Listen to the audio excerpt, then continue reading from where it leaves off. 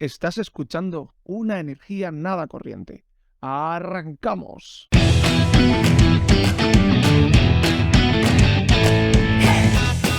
Soy Álvaro Manso y te doy la bienvenida a Una Energía Nada Corriente, el podcast que te habla de energía y sostenibilidad para que recuerdes que el futuro no está escrito.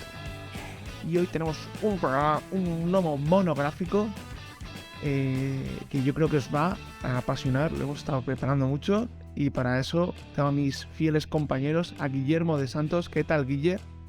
Muy bien, buena a todo el mundo. Y sí, a disfrutar del programa, que va a ser completito además. Así que muy contento. Yo creo que nos dará tiempo a todo, porque para eso tenemos la inestimable y siempre bienvenida ayuda de David Alarcón. ¿Qué tal, David? Muy bien, buenas a todos y con ganas de este podcast porque es un tema que la verdad yo no sabía mucho y ahora Álvaro nos lo introducirá y espero que os interese también a todos, tanto como me interesa a David. Y a toda la gente que nos está escuchando y todavía no es suscrito, aparte de por no insultar, porque está feo insultar, lo que voy a decir es que se suscriban, por favor, es gratis, no cuesta dinero, a nosotros nos ayuda mucho. He de decir que en el último episodio creo que como el 60% de la gente estaba sin suscribir, así que vamos, un poquito de fuerza ahí. Y tanto nos podéis seguir también en redes sociales y redes sociales no estamos creando mucho contenido, pero avisamos siempre que hacemos un episodio, lo cual creo que es bastante práctico. Y además, esto os puede interesar más, estamos haciendo sorteos, ya hemos sorteado un libro que tenemos que... Un saludo a Sergio Planas, que cuando tenga un libro haremos la publicación con él. Y eso está siendo financiado gracias a la inestimable ayuda de nuestras mecenas en Patreon. O sea que también nos podéis ayudar en Patreon. Y con todos estos previos, todo el spam inicial, vamos directamente al tema del día, que es de soluciones basadas en la naturaleza. ¿Poderosa arma contra la crisis climática o una distracción peligrosa? Después, que vaya pregunta más rara, ¿no? Pero todo el mundo, mucha gente hablando de soluciones basadas en la naturaleza. Este es como un tema muy en boga, sobre todo, al menos cuando se está intentando descarbonizar en Europa y en las ciudades, se habla mucho de esto. Y es que a mí me surgió cuando, o sea, no sé si sabes que estuve en octubre en Dublín, creo que os lo he contado alguna vez, y me encontré con un restaurante típico hamburguesería de estas que hay un millón de esas. Pero la marca era Brewdog, que es una cerveza muy famosa, o bastante famosa, que personalmente a mí me gusta. Y cuando ibas allí, porque tenía que probar aquello, tenía que beberme una cerveza, y te ponían, para empezar, la paz del wifi. La paz del wifi era Carbon Negative. Y dices, uy, qué raro es esto, ¿no? La mitad de la carta te ponía, además te lo ponía en grande en el menú, ¿no? Te ponía que estaba basado en verduras, al menos la mitad. Que, bueno, todo el rato en el menú y con carteles en el restaurante estaban muy implicados con la crisis climática y que su empresa iba a ser carbón, o sea, negativa en carbono, ¿no? Digo, ostras, pues qué interesante, ¿no? Una empresa además con bastante grande, no sé, suena bien, ¿no? Y entonces me entré en la curiosidad de, a ver, ¿cómo narices u- habían podido hacer esto o si era simplemente greenwashing, como muchas veces no nos ha pasado? Que dicen, no, voy a descontaminar y luego no están haciendo nada. Entonces, hay una cosa, y esto es muy guay, porque hacen un reporte anual de, de sus acciones y su lucha contra la crisis climática, que se llama MEGA, en referencia a MAGA de Trump. El MAGA de Trump era Make America Great Again. Pues ellos hacen el Make Earth Great Again. Haz a la Tierra grande de nuevo. Digo, muy fan, no puedo evitarlo. Y a ver si os puedo enseñar un poquito por encima este reporte, porque tienen como un plan de reducir, bueno, ya han reducido un 75%, se supone, sus emisiones en 2023 comparado con 2019. O sea que en 3-4 años. O sea, bastante potente el ejercicio. Oh, una cosa, para quien lo esté escuchando por Spotify, estamos compartiendo lo que dice Álvaro en vídeo. O sea que si os queréis meter en YouTube, podéis Sí, aprovechar. sí, voy a intentar contarlo todo para que se pueda oír, pero bueno, pues hay un soporte visual y como lo hacen tan bonito con tantos colorines, pues me ha parecido apropiado. Y aquí podemos ver que tiene un objetivo de tener una fábrica, de su principal fábrica, la de Escocia, porque ellos son de Escocia, pasarla a cero, a neutra en carbono, en solo entre los años 2022 y 2023. Para allá pues han puesto una regasificadora, osmosis inversa para recuperar las aguas. Tiene aquí como muchos asuntos. Y en 2021 estuvieron instalando renovables, eólicas, pues en Escocia. En ese caso le ponen aerogeneradores. Han estado esclavando latas para que cupieran 4 veces más en los camiones. Tasas a los viajes de los empleados. No sé, muchas cosas, pero llegamos a las soluciones basadas en la naturaleza. Y para eso han hecho el proyecto del bosque perdido, de Lost Forest. Y entonces lo que quieren hacer aquí es, tienen 9.300 acres. No sé exactamente lo que es un acre, no sé si tenéis idea, pero un terreno bastante grande en el Parque Natural de Cairngorms, en Escocia, que son turberas, que son como turberas como si hay charcos de agua, básicamente. No tenía muy claro lo que era y lo he ido a buscar a Google y es como si hubiera ciénagas y cosas así. Son unos 40 kilómetros cuadrados, más o menos. Bueno, no está mal entonces. Es bastante trozo. Pues su plan es replantarlo todo y recuperar la, las turbas. Para eso lo van a hacer lo hicieron entre 2022 y este año 2023. Y con esto lo que quieren conseguir es compensar toda su huella de carbono. Porque, es lo que estaba buscando, la mayoría de la huella de carbono no es directamente aquí está. No es directamente lo que tú haces en la fábrica o incluso no es directamente la electricidad que compras estando en la fábrica. La mayoría es la huella de carbono que tienen los materiales con los que se ha hecho las puertas o los que se ha hecho el techo, que se ha hecho... Entonces ahí está el Scope 1, el 2 y el 3. Los scopes son los alcances de las emisiones. Voy a aprovechar para contaros esto. Esto no lo conocéis. ¿Habéis oído alguna vez hablar de Scope 1, 2 y 3? No, yo la verdad es que no. Esto se usa para hacer los análisis de ciclo de vida de los productos. Entonces, imagínate que quieres saber las emisiones que tiene este bolígrafo que tengo en la mano, por ejemplo. Pues esto no es un buen ejemplo porque no, no emite nada. Un coche. Imaginemos las emisiones que tiene un coche. Sí. Un coche lo que emite directamente, eso sería el alcance 1, pues son las emisiones directas del coche en sí. En las emisiones de alcance 2 sería, por ejemplo, si fuera un coche eléctrico, esa electricidad, aunque no emite en el sitio donde se está consumiendo, ¿no? Que es en la carretera, ha emitido antes porque se ha generado posiblemente en una central con gas natural o algo así.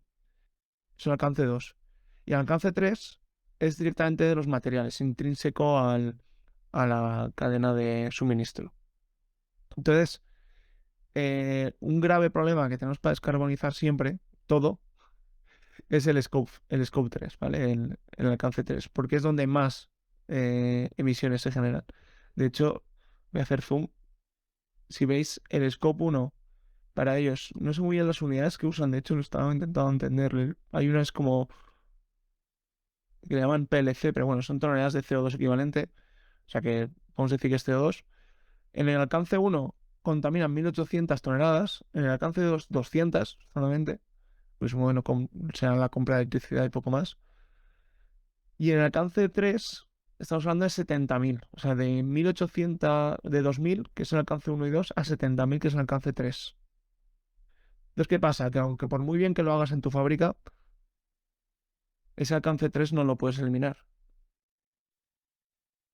Y ahí es donde se han metido y han dicho, vamos a hacer un bosque que absorba todas esas emisiones, estos 70.000 toneladas de CO2 que nosotros no podemos evitar. Vale, entonces mi duda es, ¿y esto está bien o está mal? ¿Qué opina el mundo científico y la gente experta en esto?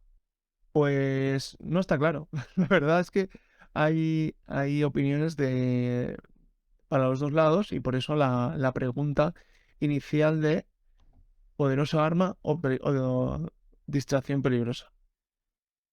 A empezar, habría que definir qué son las soluciones basadas en la naturaleza. Porque estos Sixter, no sé si sois conscientes desde cuándo existe, diría que es una cosa antigua o más bien reciente. A mí, yo la primera vez que lo escuché, por ejemplo, fue cuando estábamos estudiando el máster. Que luego te lo explican y dices, bueno, es verdad que había soluciones basadas en la naturaleza a mi alrededor, por la calle y por todos lados, pero no había pensado que eso se podía llamar así ni que englobaba este concepto. Así que eso es bastante nuevo, creo yo, pero realmente tiene una base antigua, ¿no? Claro, es tan antigua como la naturaleza que existe, ¿no? Porque la diferencia yo creo que es el matiz de llamarlo como una solución, ¿no? Claro. Que ya veremos que también es uno de los puntos calientes de esto, es el instrumentalizar la naturaleza. Pero que la primera definición, y es bastante, relativamente nuevo diría, o sea, no es de antes de ayer, pero es relativamente nuevo porque la primera definición se dio en 2008. Y actualmente voy a leer dos líneas, que es la definición actual, ¿vale? Es acciones para proteger, gestionar de forma sostenible y restaurar los ecosistemas naturales o modificados que abordan los retos de la sociedad de forma eficaz y adaptativa, proporcionando simultáneamente beneficios para el bienestar humano y la biodiversidad. O sea, hay un montón de palabras aquí que en conjunto no nos dice mucho. Según las expertas en esto, básicamente me voy a basar en dos trabajos que pondremos en las notas del programa, de Natalie Sedon y no sé el nombre, pero se apellida Melanidis. Son dos mujeres que han estado trabajando estos últimos años y han hecho algunos artículos muy interesantes estudiando el concepto. Y básicamente es un concepto paraguas, ¿no? Que abarca muchas cosas. Es bastante ambiguo y originalmente la intención era adaptarse al cambio climático. O sea, va a haber un aumento de la temperatura, van a haber unos aumento de las tormentas, de las lluvias, de los huracanes. Entonces, ¿cómo podemos usar la naturaleza para que nos proteja? Esa es la intención inicial. De hecho, ahora en España, por ejemplo, en el pasado verano, que fue hiper mega caluroso, se estuvo hablando de los refugios climáticos. Por ejemplo, Barcelona hizo parques para que la gente pudiera ir a tomar el fresco. Eso, bueno, en Andalucía bien sabéis lo que es eso Sí. en, lo- en las típicas plazas andaluces, ¿no? Los patios.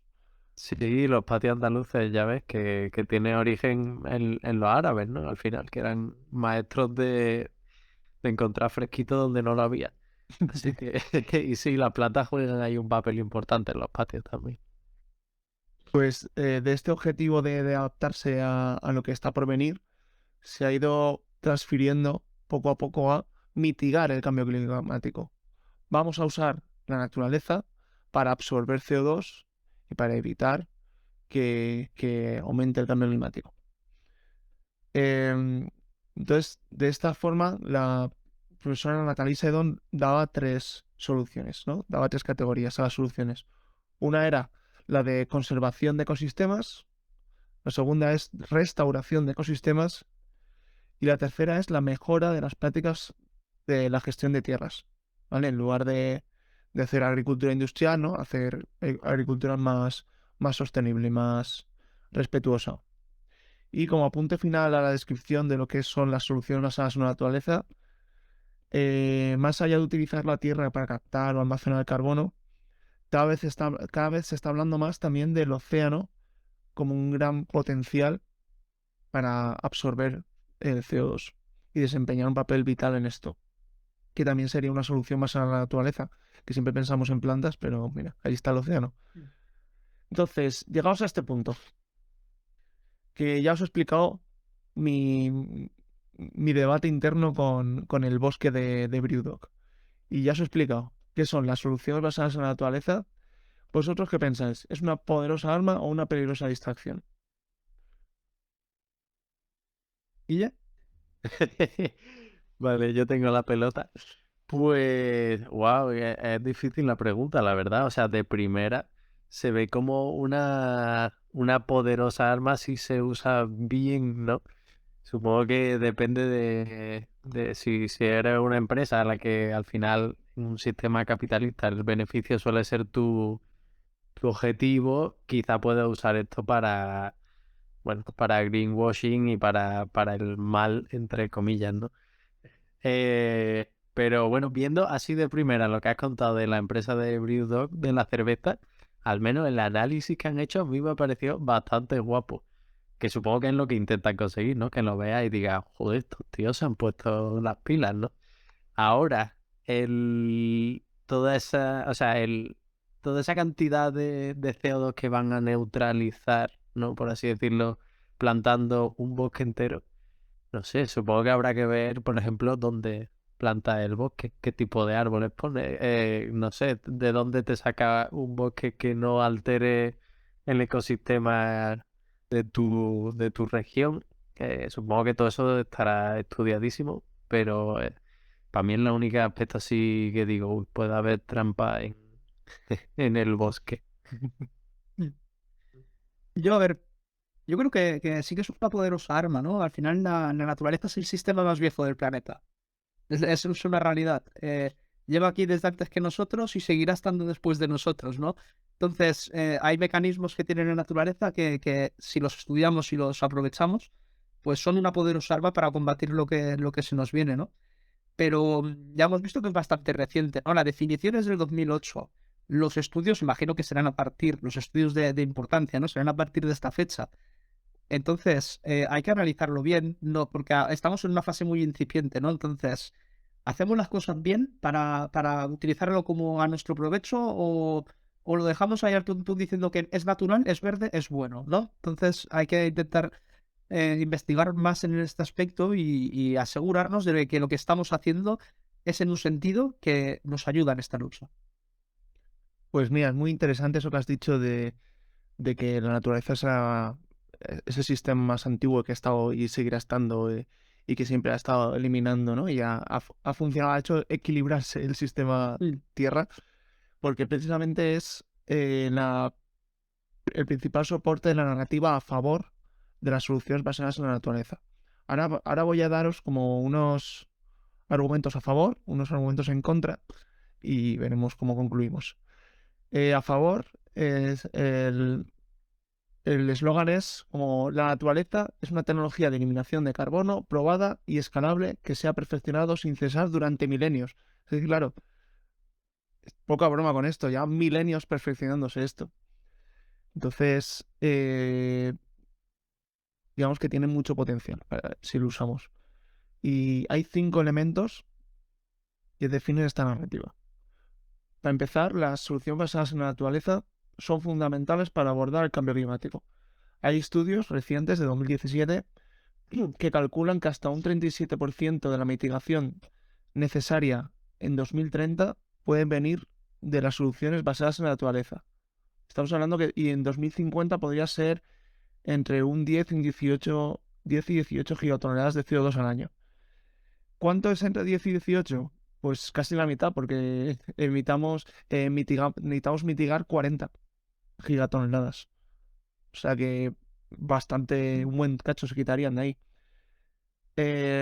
Además, hay un estudio súper reciente de este mismo mes, de 2023, en la revista Lancet, que es la revista médica más importante del mundo, que dice que 1 de cada 3 muertes atribuidas al calor en las ciudades europeas podría haberse evitado plantando más árboles. 1 de cada 3 muertes.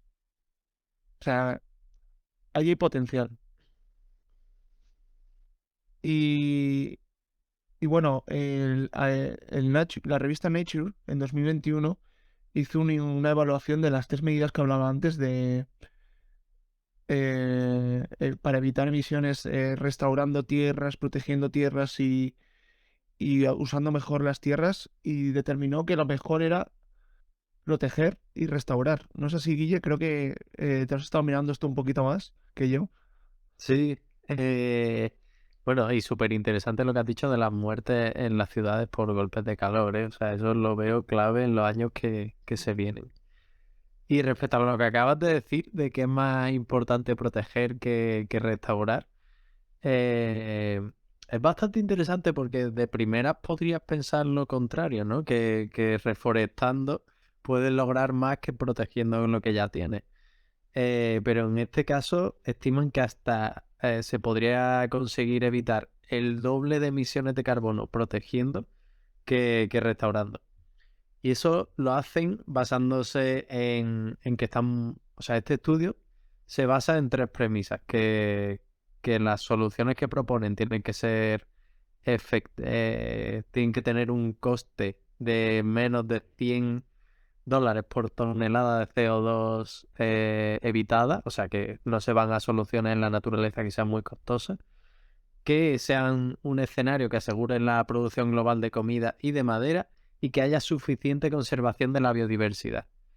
Y este punto es muy importante para entender por qué la restauración del medio ambiente o de bosques no siempre sale bien, porque muchas veces no se respeta la biodiversidad del entorno.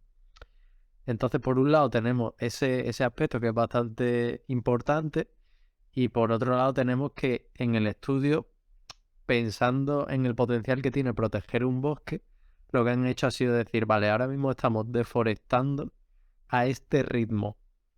Si seguimos deforestando lo que tenemos, vamos a tener toda esta cantidad de emisiones de CO2. Sin embargo, si podemos proteger estos bosques de la deforestación, es igual que si no estuviéramos deforestando. Entonces estamos ahorrando todo el CO2 de no deforestar. Más que ahorrando, evitando, ¿no? Vale. Entonces es como una defensa bastante gorda de lo que es proteger los bosques, pero realmente desde esa perspectiva tiene mucho sentido, porque aunque no estés mejorando la naturaleza en el sentido de restauración, estás haciendo que no se empeore al ritmo que la estamos empeorando ya. Entonces es un logro enorme. Así que por ahí va el, el tema de restauración versus protección.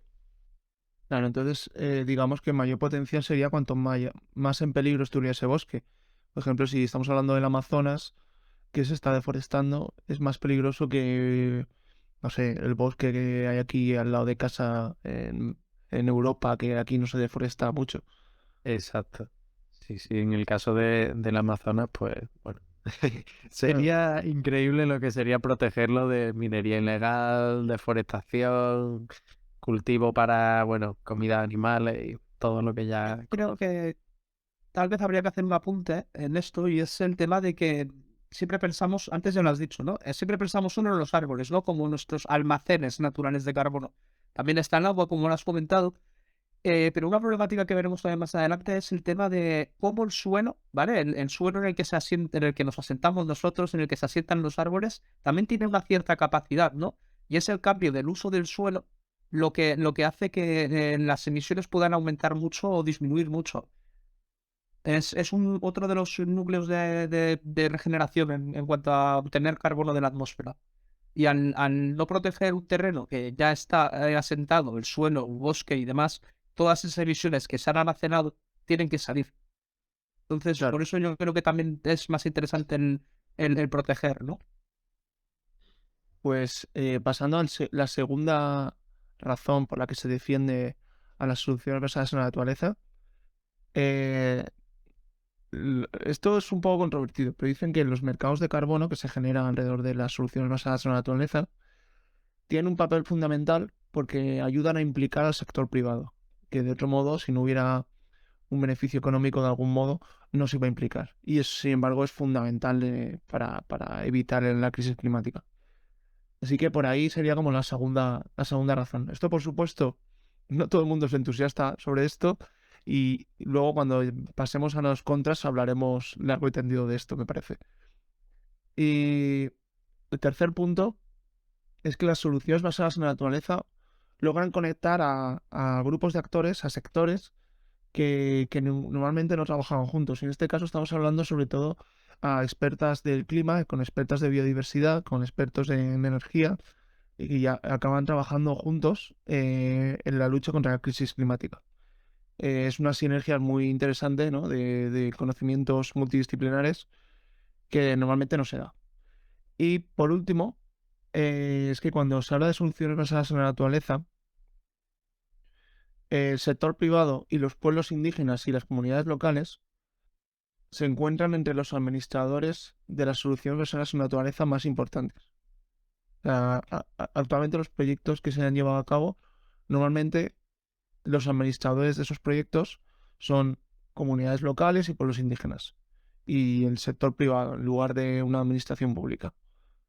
Sin embargo, bueno, hay aquí críticas porque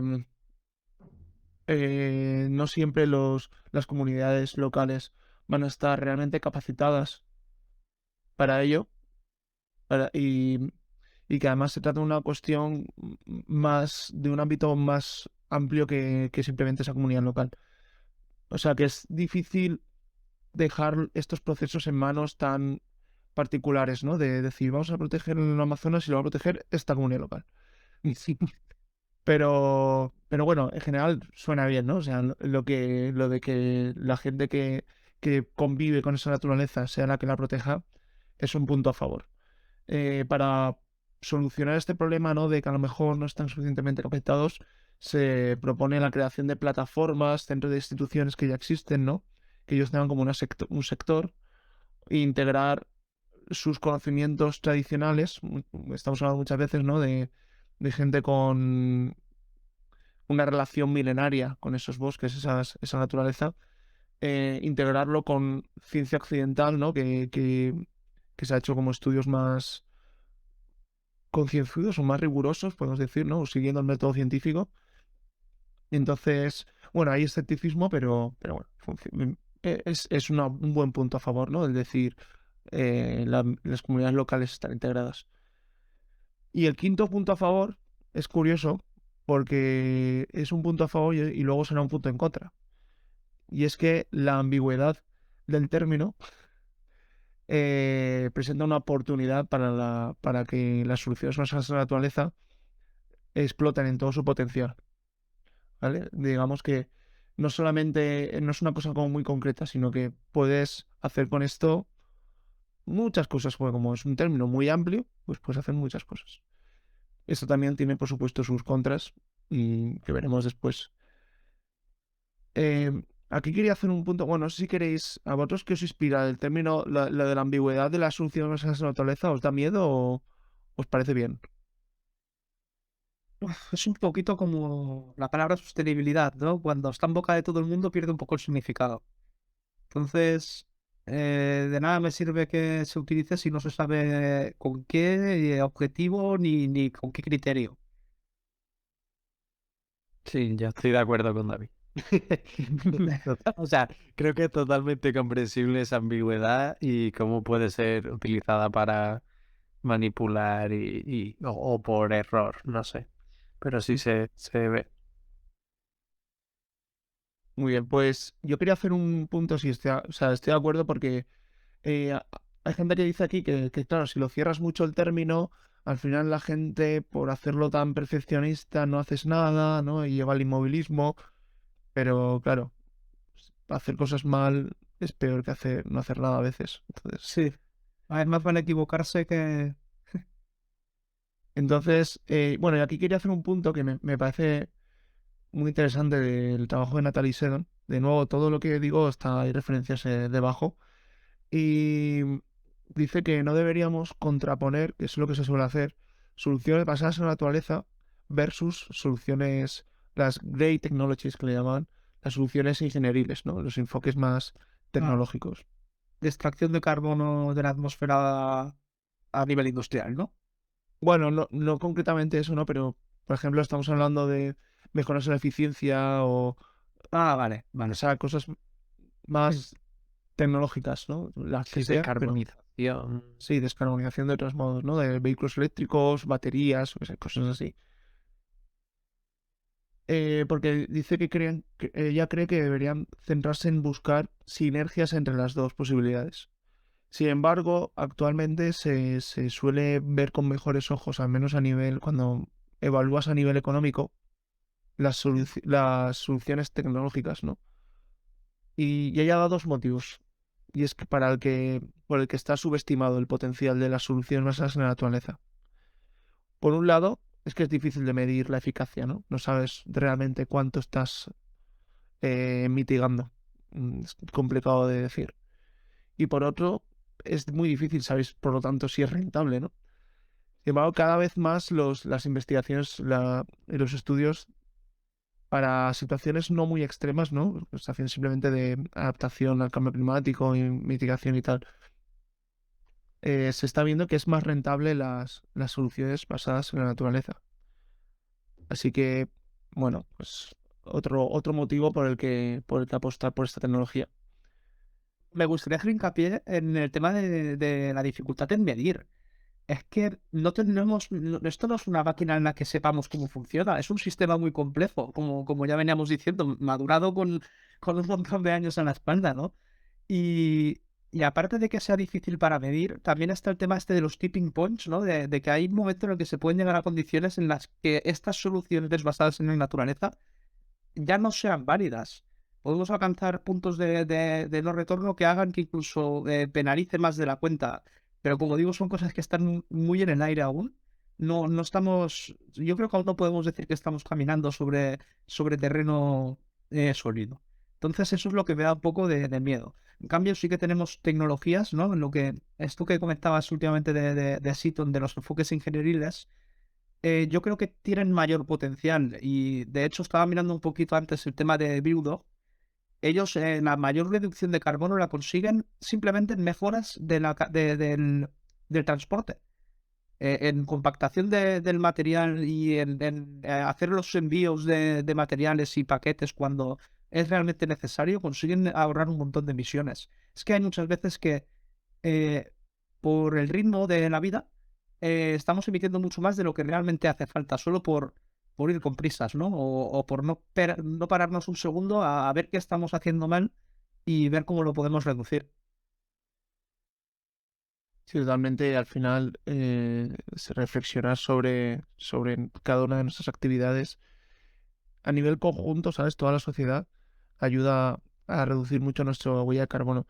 Yo siempre digo también, somos sostenibles en la medida en que la sociedad nos permite ser sostenibles. Es que hay veces que es que no, simplemente por vivir en un país o en otro, tu huella de carbono va a cambiar, Totalmente. porque vives en un edificio que está construido de una forma u otra, la ropa a la que tienes acceso viene de un sitio o de otro, la comida, todo, eh, el estilo de vida depende mucho de dónde vives. Entonces, es verdad que las sinergias que se producen en una sociedad, más allá de las grandes revoluciones, muchas veces son simplemente pequeños cambios en el paradigma, ¿no? En el que vivimos y tener en cuenta las cosas.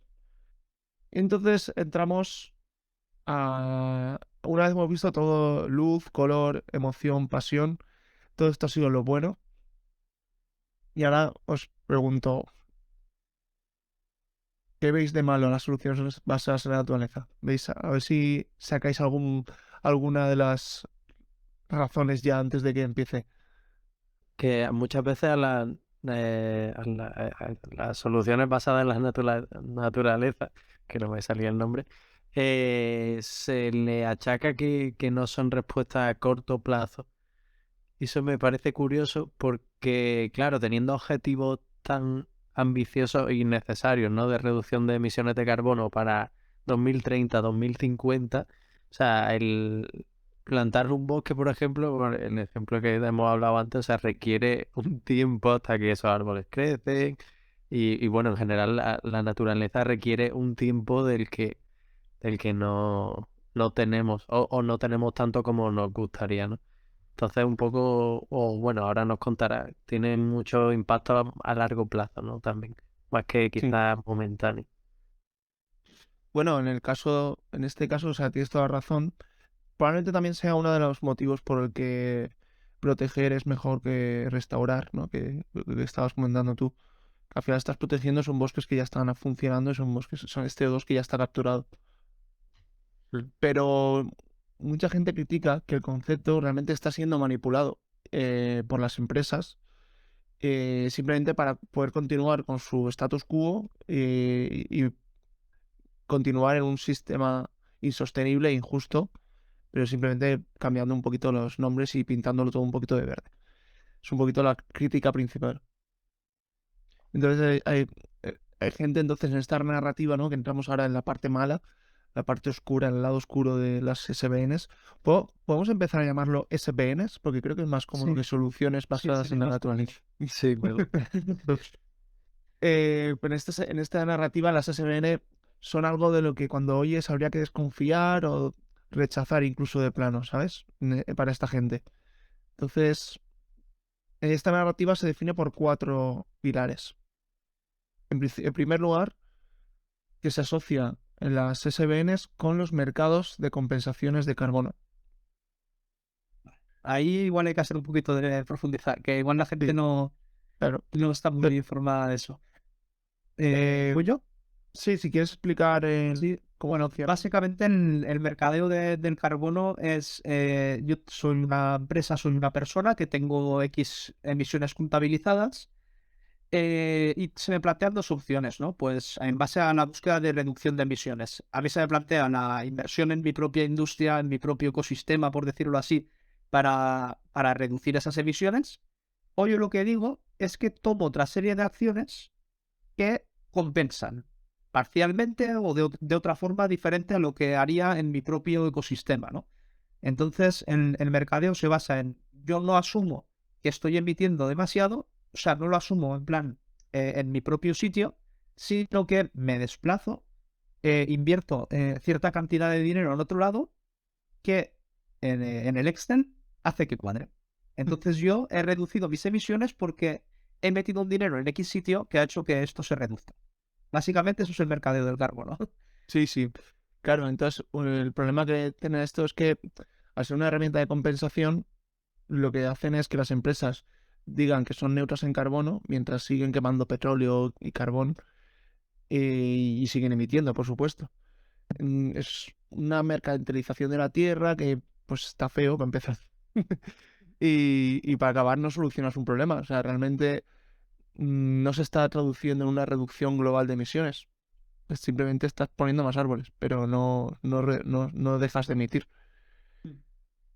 Por lo tanto, una cosa fundamental con las SBN es que las soluciones a esa naturaleza no pueden frenar ni distraer la atención de la urgente necesidad de descarbonizar realmente el sistema económico y social en el que vivimos. Eh, por eso la pregunta es si es una distracción, porque claro, si de repente crees que porque has plantado árboles puedes seguir emitiendo, pues es peligroso, ¿no? También el segundo pilar de esto es la participación del sector privado, porque las empresas siempre van a hacer lo que más les convenga económicamente y reducir las emisiones de efecto invernadero suele ser menos viable económicamente que invertir en compensaciones. Ese es el problema, que normalmente es más fácil plantar árboles que cambiar todo tu sistema productivo para que no emita. y más seguro, ¿no? Te transmite como persona industrial, o sea, como empresario de, eso, de una industria, es como, vale, me meto en este follón de, por ejemplo, plantar o poner un campo de concentración termosolar en mi patio, que es una solución maravillosa, o pago para que planten árboles. Entonces ahí está un dilema que a veces se soluciona mal. Claro, y además se soluciona tan mal que cuando haces las SBN lo que haces es un monocultivo de árboles que crezcan muy rápido y que para captar mucho carbono, decir que has capturado mucho, que has secuestrado mucho carbono, pero no estás ni teniendo en cuenta la biodiversidad, estás a lo mejor incluso metiendo especies invasoras en un ecosistema. Entonces, todo esto es muy peligroso. O sea, hay que hacerlo bien. Además, es un riesgo para los derechos humanos de la gente indígena, de las comunidades locales. Ya que te imagínate, esto ha ocurrido había un ejemplo, creo que era en Kenia, no lo tengo aquí, pero recuerdo que decía una familia que contaba que habían comprado, no sé qué empresa había comprado su tierra y que donde se habían criado toda su vida ya no podían ir a vivir porque ahora era una plantación de una empresa que estaba compensando el carbono y que ahora de hecho es que no es que no entraran, es que les amenazaban de muerte. Habían puesto a gente armada en la valla para que no pasaran a la plantación. Es que las soluciones basadas en la naturaleza pueden ser interesantes, ¿no? Pero esto de que comparábamos con reducción de emisiones in situ, al final la reducción de emisiones suele estar ligada a una reducción de gasto, de consumo de energía. Y eso va asociado también a un dinero, ¿no? Entonces vemos empresas invirtiendo dinero en una cosa que tampoco les hace ser más competitivas en ninguno de los aspectos. En este caso, pues mira, necesitan comprar un terreno en un país alejado del que seguramente tengan su sede y vivan los mandamases, y tener que contactar a gente para que, o vaya, no entres aquí, aunque hayas vivido toda tu vida, aunque sea el pueblo de tus antepasados, no vas a entrar. Sí, es terrible. Y bueno, además llevan acaparamiento del terreno de la tierra con todo lo que ello conlleva por parte de entidades privadas, digo, y empresas, ¿no? Que no sé si me siento cómodo con que los bosques sean propiedad de empresas. Y, y por último, el cuarto pilar, como decía, la ambigüedad. El hecho de que sea un término ambiguo, pues es vulnerable a que sea cooptado, ¿no? Por el sector privado y por los grandes poderes económicos para hacer un greenwashing, ¿no? El lavado de cara verde, que se llama. Y de hecho esto ha llevado, esto fue muy interesante la COP26, la de Glasgow del año pasado, bueno, de 2021 ya, que tuvieron ahí un debate sobre si incluían el término soluciones basadas en la naturaleza en el texto final o no. Sí. Que al final no se incluyó porque países como Bolivia decían que se perpetúa una falsa separación entre las personas y la naturaleza y niega el valor intrínseco de la naturaleza porque estás instrumentalizando la naturaleza. En lugar de decir la naturaleza es valiosa por sí misma y hay que conservarla porque es naturaleza, estamos diciendo hay que conservar la naturaleza porque nos sirve para X y para Y. O sea, es un poquito el concepto de lo que es un fin y lo que es un medio, ¿no? Para un fin. Totalmente. Y al final, el texto final, en lugar de incluir soluciones basadas en la naturaleza, lo que pusieron es la expresión que hay que proteger, conservar y restaurar la naturaleza y los ecosistemas. Me parecía ahí un poquito, ya a un punto intermedio. Mm. Todo esto que hemos hablado, vamos a decir que son experimentos mentales, hipótesis, pero no. The Guardian acaba de hacer un reporte que nos va a contar David, pero leo el titular si te parece bien. Sí, Es claro. más del 90% de las compensaciones de carbono de la selva tropical de la mayor certificadora del mundo carecen de valor, según un análisis de The Guardian. Sí, bueno, esto es una investigación de unos 9 meses de duración, ¿vale? The Guardian es el periódico más conocido, ¿no? Pero también entra un semanario alemán que se llama Die Zeit y Source Material, que es una organización de periodismo de investigación. La noticia también os la dejaremos aquí abajo en la descripción del vídeo, ¿vale? ¿Qué es lo que comentan? Bien, Verra es una empresa que se dedica, no es una empresa como tal, sino que es como más bien una organización sin ánimo de lucro que se dedica a contabilizar y a, voy a decir comercializar, pero que quede claro que es sin ánimo de lucro, ¿vale? Sobre el estándar, hablan del estándar de carbono, ¿vale? Y básicamente ellos tienen una forma de cuantificar las soluciones basadas en la naturaleza. Bien, claro, como ya hemos comentado varias veces, la contabilización de este tipo de acciones es bastante complicada, ¿no? Y The Guardian y este periódico alemán han puesto el foco en ello porque han analizado un 40% más o menos de estas transacciones de créditos porque, como decíamos antes, se ha como mercantilizado, ¿no? Y Verra no deja de ser una empresa a la cual me viene una empresa que quiere compensar sus emisiones en carbono, me da un dinero, yo gestiono ese dinero para que vaya a una solución basada en naturaleza. Y luego voy y le digo a la empresa cuánto ha conseguido ahorrar en emisiones, cuánto carbono ha conseguido extraer de la atmósfera en base a esa solución basada en naturaleza. Claro, para eso tú necesitas un punto de partida, conocer cuál es el punto de partida de la zona en la que se va a implementar esa solución basada en naturaleza y luego cierto seguimiento, ¿no? Entonces, en esta investigación de 9 meses, eh, se realiza ese seguimiento y se observa que de ese 40% de que se ha analizado, alrededor del 94% de las emisiones contabilizadas, según Berra, no se corresponden con lo que esta investigación ha llevado a cabo. No es una investigación periodística sin más. Aquí estamos hablando de investigaciones revisadas por pares y con gente que tiene bastante experiencia en este mundo. No, no soy yo que no tengo ningún paper al respecto.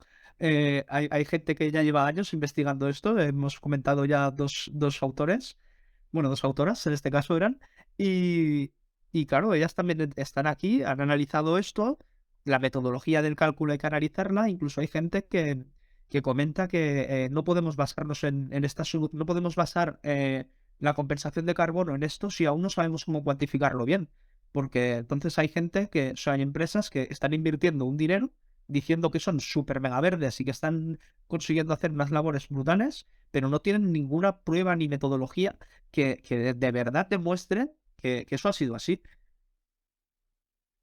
Claro, además entiendo que lo hacen por su cuenta de riesgo, ¿no? Eso, te compro un bosque, planto árboles y ya eso ya ha compensado todo lo que quiero compensar. Sí, o sea, es que este es otro problema. La gente se piensa que basta con plantar una semilla para que un árbol crezca y no. Se requieren muchísimas cosas. No tengo ahora aquí la documentación, pero hace un tiempo lo leí de que gran parte de este tipo de, bueno, gran parte, una parte de las soluciones basadas en la naturaleza, las empresas dejaban de tener interés tras la fase inicial, ¿no? Y en el momento en el que ya no había un seguimiento, muchos de los árboles plantados no tenían las posibilidades de crecer lo suficiente.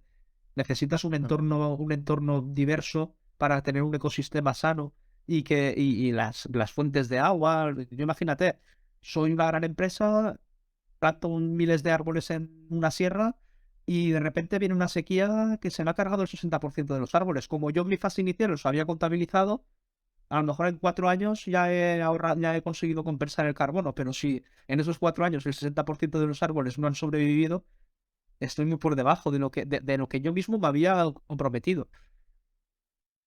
Y David, una pregunta, que ¿se sabe al final qué va a pasar con esta empresa? O si se van a retirar esos... A ver, han salido, a mí lo que no me ha gustado es que ha salido muy a la defensiva, ¿sabes? Ha salido muy, no, es que vuestra metodología no es correcta, no tenéis en cuenta, ellos utilizan como argumento que no tienen en cuenta ese cambio del uso del suelo, ¿no? Que os he comentado. Pero no, a mí ese hecho de que salga gente que lleva investigando lo que estás haciendo durante cierto tiempo, que también sean gente que tiene expertise en la materia, ¿no? Y tú salgas ahí tan a la defensiva, en vez de buscar, mirar, es que yo lo calculo así, no sé si será de todo lo correcto, a mí eso me da un poco de palo, ¿no? Pero también, por otro lado, es una organización sin ánimo de lucro. ¿Qué sentido tiene que haga esto? Ya, Sí, mala espina, entre comillas. No, Claro. al final no lo sabes, ¿no? Esto al final detrás, saber las redes que hay por ahí también. Sí, o sea, no sé si lo hacen, algún beneficio tendrán, aunque sean subvenciones o simplemente su forma de, su sueldo, ¿sabes? Proteger su Sí. sueldo. Pero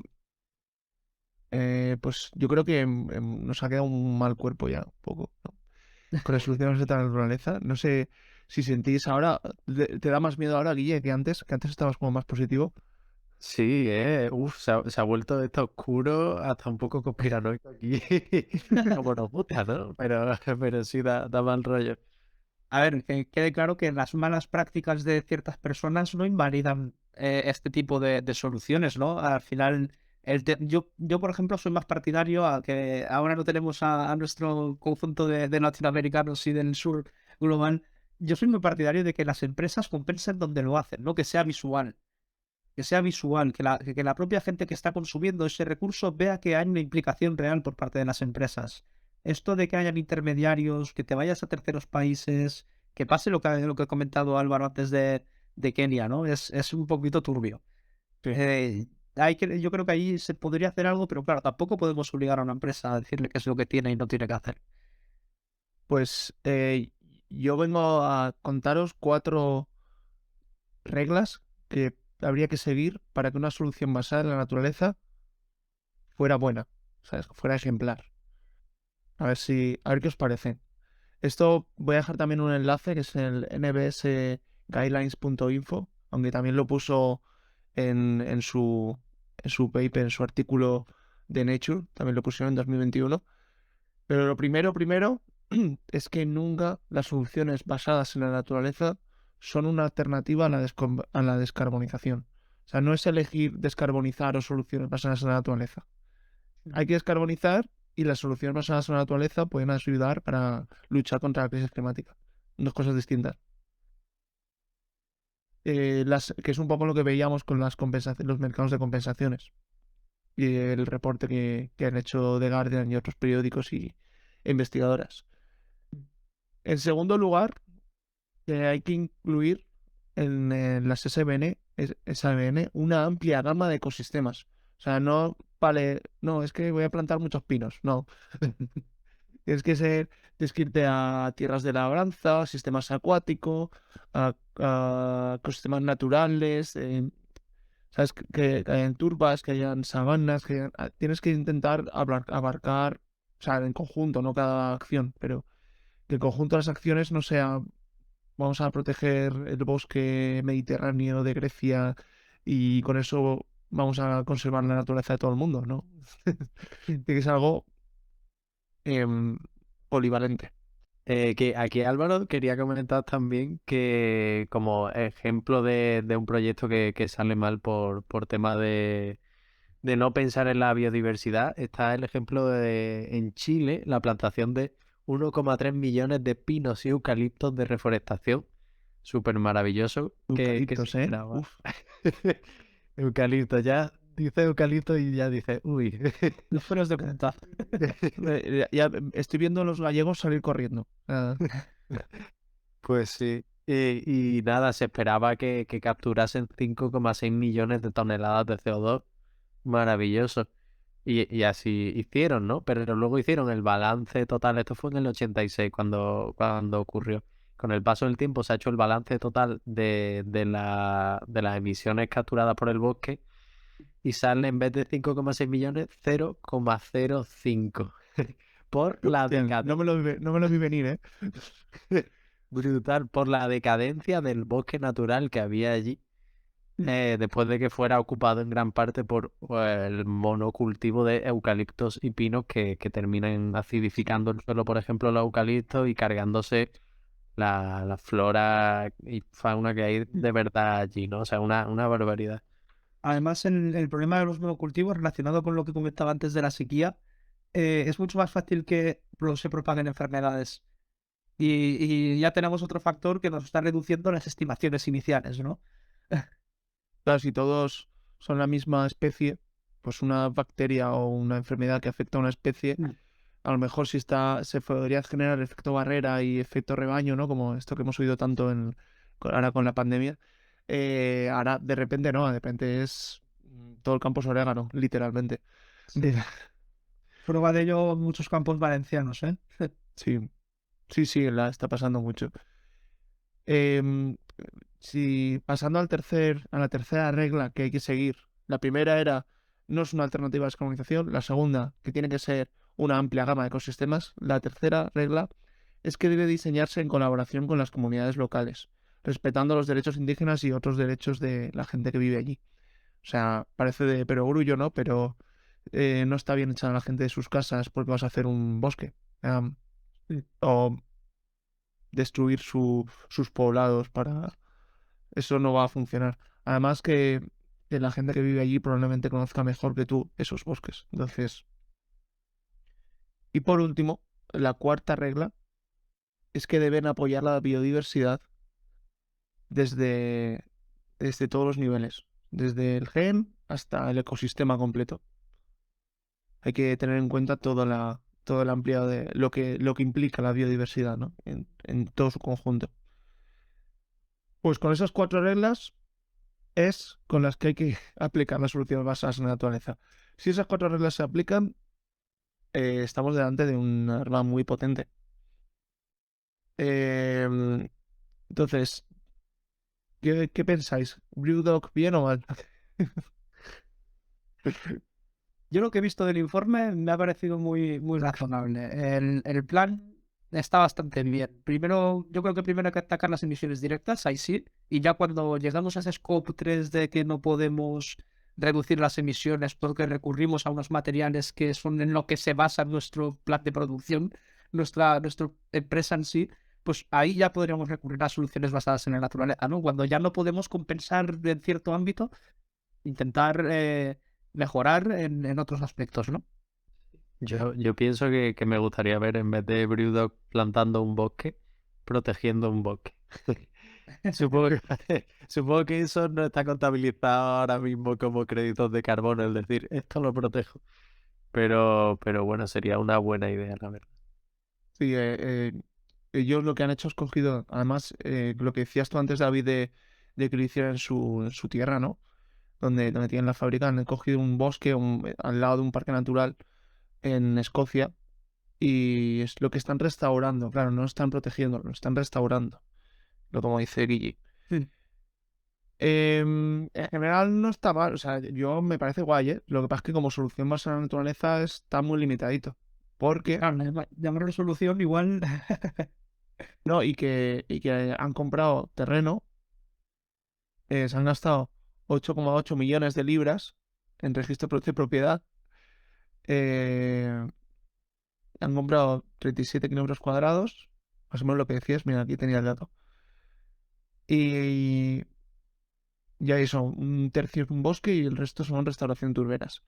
¿Qué pasa? Que ha provocado una fuerte subida, o sea, esto está reportado por los medios locales, ha reportado una fuerte subida de los precios del suelo en toda la región.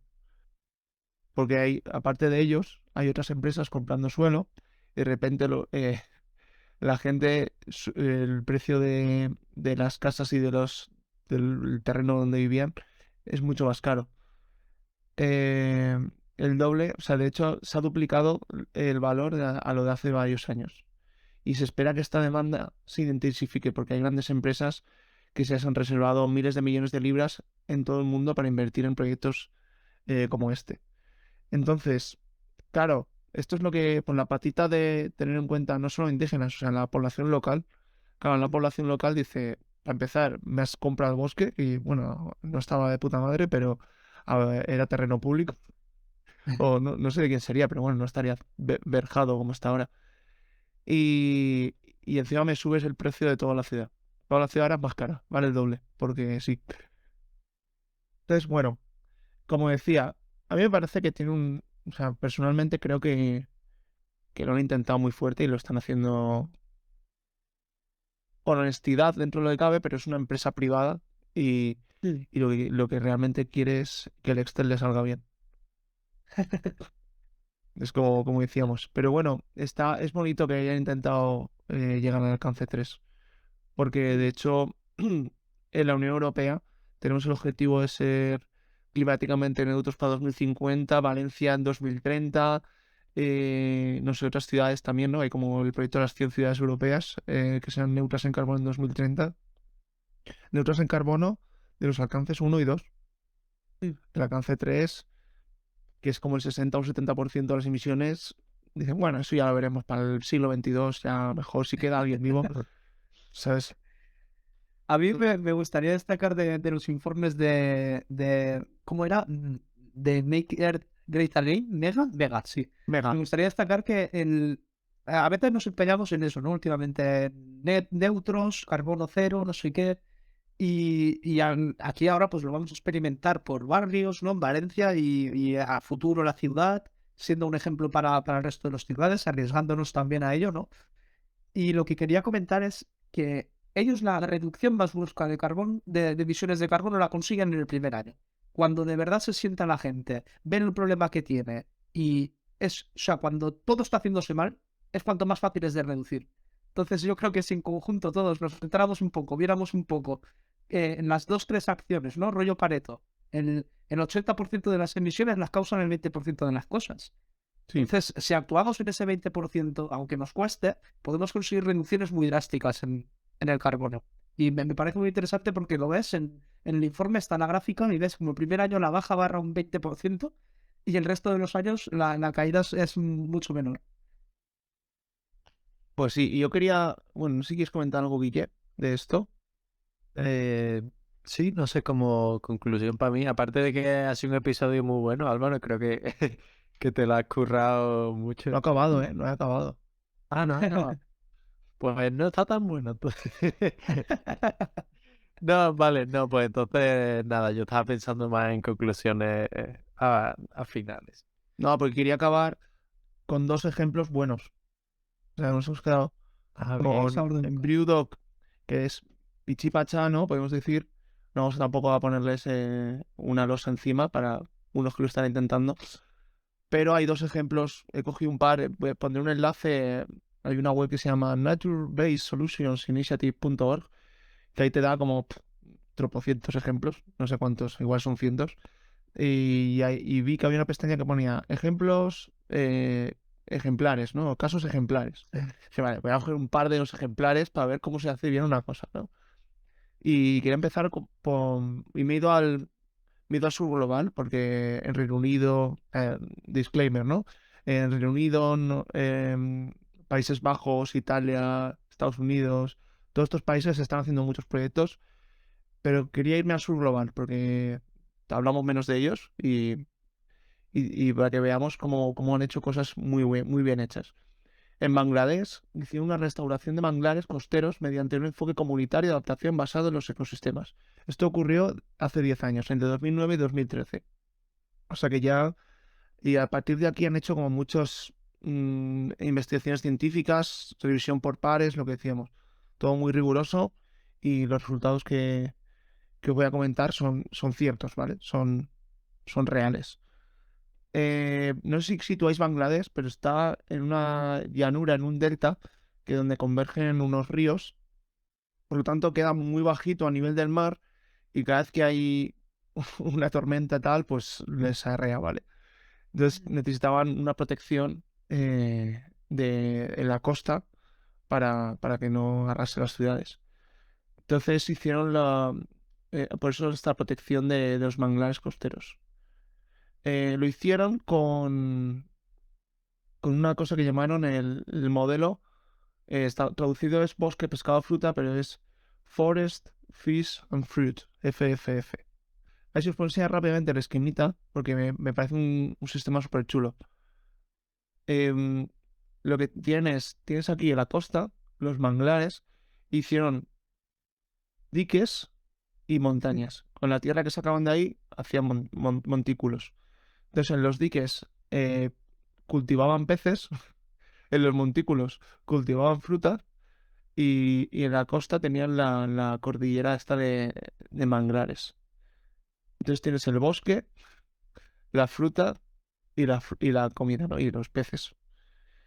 Pues con esto han conseguido resultados en cambio climático tanto positivo, tanto para mitigación como para adaptación, porque absorben como 1000 toneladas de carbono en total y actúan como un escudo verde, ¿no? Para esas zonas costeras.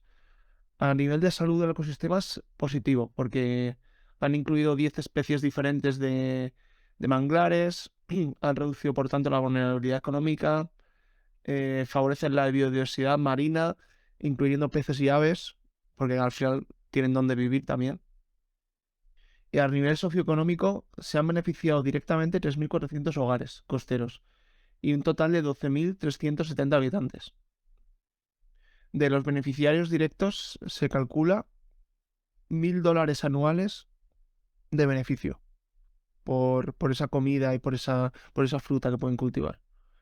Y además han hecho un comité local de cogestión, que es un comité formado por 15 personas, entre las que hay funcionariado público, miembros de la sociedad civil, miembros electos y mujeres de la localidad. Y esto es lo que quería llegar. Y es que el 42% de la gobernanza de este proyecto está llevado a cabo por mujeres. O sea que, no sé, a mí me parece un proyecto súper chulo. La verdad que de decir, bien hecho. Pues tenemos todos los gestos. No están, no es una empresa compensando emisiones. Han tenido en cuenta la biodiversidad, han tenido en cuenta la población local y en general mejora tanto las plantas, el océano, como también los pájaros y los peces de la zona.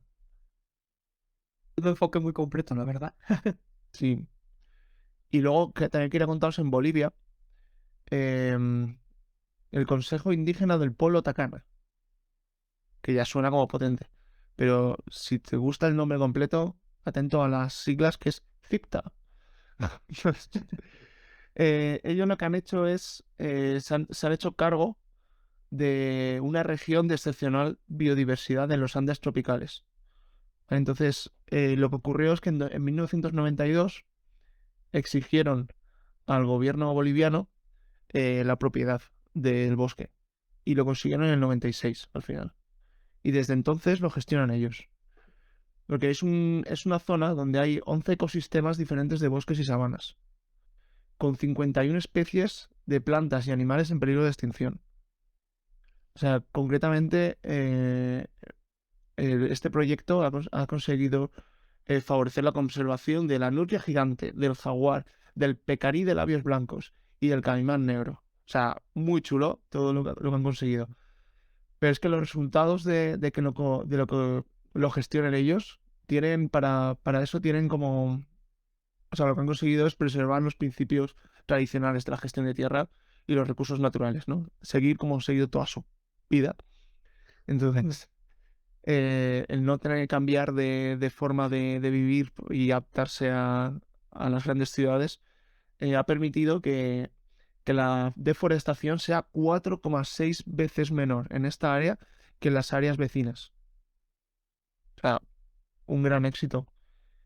Y han reducido la pérdida de bosques en zonas inundables con riesgos de erosión. O sea que también han restaurado zonas que estaban en peligro en ese momento. Bueno, han conectado también, gracias a esta restauración, conectado muchos más bosques, por lo tanto la fauna se ha podido mover mejor y ahí es donde viene todo lo del jaguar, lo de las nutrias. Y bueno, aquí hay beneficios tanto para las comunidades que viven ahí, hay 20 comunidades que forman la CIPTA, y además han hecho como, a ver si lo encuentro, pero han hecho como cosas de turismo sostenible y cosas así para obtener mayores ingresos. Además, funcionan con una asamblea que se reúnen cada 4 años. Es la Gran Asamblea y una asamblea constitutiva anual. O sea, que tienen alianzas con ONGs, tal. O sea, todo funciona, son completamente autónomos. También muy, muy chulo. Y estos son los dos proyectos que quería contaros. Así como, esto es bien hecho. Y nada, para concluir ya y cerrar este tema, que ya se nos ha pasado la hora, hay 3 obstáculos que identifica Natalie Sedon para llevar a cabo las soluciones en naturaleza en las políticas y prácticas internacionales. Una es, como hemos dicho, la dificultad para medir o predecir la eficacia de las soluciones. La dos es que los modelos financieros son deficientes y tienen un enfoque erróneo en la evaluación económica y por eso no se invierte lo suficiente en las soluciones basadas en la naturaleza. Y que las formas de gobernanza son inflexibles y sectoriales, por lo que se favorecen más las intervenciones de ingeniería o grises, ¿no? Como lo llama ella, eh, poniendo, teniendo defectos en las barreras de adaptación y mitigación del clima. Así que lo más importante es que esta solución, en general las soluciones a la crisis climática y la pérdida de biodiversidad, requieren un nuevo enfoque en el pensamiento económico que pase de centrarse en el crecimiento económico infinito, como hasta ahora, a reconocer que los flujos de energía y materiales necesarios para el bienestar humano deben permanecer dentro de los límites biofísicos seguros. O sea, ni mucho ni poco, necesitamos lo mínimo para garantizar. Esto es la economía del donut, no sé si la habéis oído hablar, pero necesitamos lo mínimo para garantizar los derechos humanos de comida, energía y tal, pero sin sobrepasar los límites biofísicos del planeta. Así que, si queréis hacer una conclusión, yo me quedo a gusto ya. Nada, yo eso me ha gustado mucho tu conclusión final y los últimos ejemplos que son muy motivadores a ponerse a leer más sobre este tema y no sé, a verlo como una solución real, ¿no? Que es lo que es. Y también me queda pensando en otros programas futuros, las otras soluciones de NBS para las ciudades, por ejemplo, que no la hemos tratado, pero son una solución súper importante pensando en la reducción de la temperatura en las ciudades, de la isla de calor, de también el bienestar mental, no solo físico de los ciudadanos. Y es un tema aparte que tiene ahí mucho que discutir, pero bueno, lo dejamos para el futuro podcast. Y nada, este ha sido muy motivador el final, la verdad. Sí, la verdad es que ha estado muy bien, ¿eh? Pues Yo nada, me quedaría con, lo aceptamos como solución, pero no es el único camino.